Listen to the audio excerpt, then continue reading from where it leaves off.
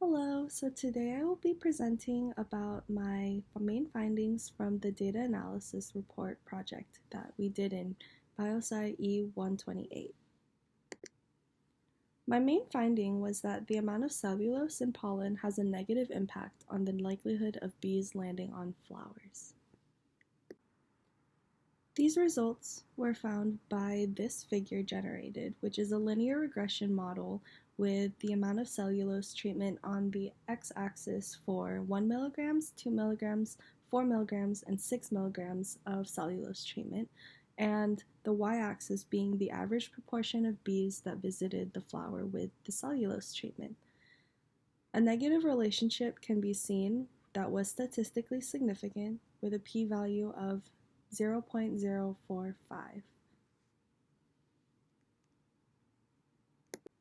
It's particularly important to study bee behavior because bees are responsible for a lot of the fruits, vegetables, nuts, and flowers that we see in our lives today. They're important insect pollinators, and pollen in particular is a critical resource for bees that provide protein and lipids to help fuel their development and survival. Therefore, the chemical composition of pollen should be studied because they may have an impact on the foraging behavior of bees. This figure here shows that the inner intin layer of the cell wall of pollen grain is composed primarily of cellulose and is important for pollen germination. One source of data for my analysis was an experiment conducted by Russell et al., where the number of visits to flowers was recorded for 1 milligram, 2 milligrams, and 4 milligrams of cellulose treatment added to flowers. From this data, I calculated the proportion of bees that landed on flowers with cellulose treatment by dividing the number of visits by the total amount of interactions these bees had. These values were then converted to a percentage. The second source of data for my analysis was an experiment conducted by Muth et al.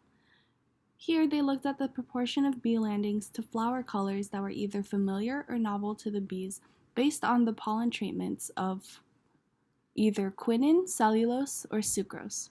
For my data analysis, since I wasn't really looking at how flower color would affect bee behavior, I took the number of landings to the target flower, which had cellulose treatment, and divided it by the number of total interactions these bees had with all flowers, and turned that into a percentage.